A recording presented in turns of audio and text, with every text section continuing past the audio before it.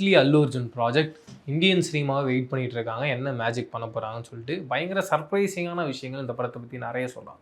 First of all Atlee அவர்கள் இந்த கதையை சொல்லி முடிச்சதுக்கு அப்புறமா அல்லு அர்ஜுன் பயங்கர ஹாப்பியாக இருந்திருக்காரு. பட் அவருக்கு ஒரு சின்ன கொஸ்டின் மார்க் மட்டும் வந்திருக்கு. அதுக்கான காரணம் என்ன பார்த்தீங்கன்னா, இந்த படத்தை ஷூட் பண்ணும்போதே 2 பார்ட்டாக ஷூட் பண்ணணும்னு பிளான் பண்ணுறாங்க.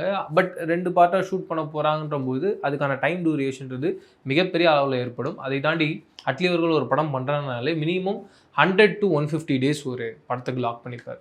இது ஓவராலாக 150 + 115 போட்டிங்கன்னா 300 டேஸ் ஆகிடும்.